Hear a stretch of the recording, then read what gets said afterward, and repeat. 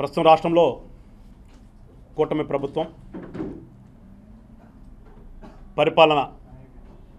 మొదలుపెట్టిన తర్వాత ఈ 6 నెలల కాలంలో గతంలో జరిగినటువంటి విధ్వంసాన్ని సరిచేసుకుంటూ ప్రజలకి ఏది అవసరమో ఏది మంచో రాష్ట్ర అభివృద్ధికి ఏ రకంగా ప్రణాళికలు వేసుకోవాలో ఒక ఆలోచన విధానంతో ముందుకెళుతూ గతంలో చేసినటువంటి అప్పుల పరంపర నుంచి మళ్ళా సంక్షేమ కార్యక్రమాలు అనేది ఒక పక్కన చేస్తూ ఇచ్చినటువంటి హామీ ప్రకారం ఆ పెంచినటువంటి పెన్షన్లు కూడా ఇస్తూ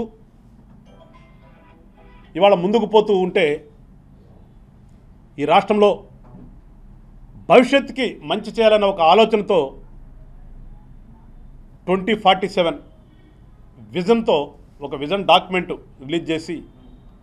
ఆ విజన్తో వెళ్ళాలన్న ఒక ఆలోచనతో కూటమి ప్రభుత్వ నాయకులు వెళ్తూ ఉంటే పాపం నిన్న ఈ వైఎస్ఆర్ పార్టీ ఒకటి ఉంది కదా మన రాష్ట్రంలో, ఆ యొక్క నాయకుడికి ఏదో గుర్తొచ్చినట్టుగా రైతులు గుర్తొచ్చారు. ఆ రైతులు గుర్తొచ్చి నిన్న మెల్లో తలొక పచ్చకండవ వేసుకుని రోడ్డు మీదకి వచ్చి రైతుల పక్షాన మేమేదో పోరాడుతున్నాం, రైతులకు అన్యాయం జరిగిపోతుంది ఈ రాష్ట్రంలో, కూటమి ప్రభుత్వం వచ్చిన తర్వాత రైతులకు మంచి చేయట్లేదు అంటూ ఏదో చేద్దామనే ఒక పిచ్చి ఆలోచనతో రోడ్డు మీదకి వచ్చారు. కానీ ఎప్పుడు పెద్దవాళ్ళు చెప్తుంటారు దేవుడు అనేవాడు ఉంటాడు,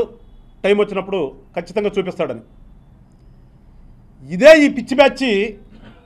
గతంలో రాజధాని రైతులు ఆ పచ్చకండవాలు వేసుకుని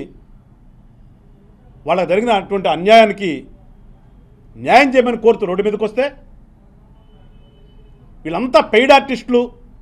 ఈ పచ్చకండవాలు వేసుకుని బయలుదేరారని చెప్పినటువంటి ఈ పెద్ద మనుషులు కాలం చూడండి ఏ రకంగా తిరిగి వచ్చిందో. అదే పచ్చకండవాలతో వాళ్ళ రోడ్డు మీదకి వచ్చి మేమందరం రైతులు అని చెప్పుకునే పరిస్థితికి వచ్చారు వీళ్ళంతా కూడా. అందుకని ఎప్పుడూ కూడా ప్రజలు గమనిస్తూ ఉంటారు, మనకు అధికారం ఉందని చెప్పేసి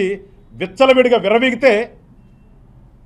భవిష్యత్తులో జరిగే పరిణామాలు ఏ రకంగా ఉంటాయని ఉదాహరణ నిన్న జరిగినటువంటి వైఎస్ఆర్ పార్టీ చేసినటువంటి తంతు.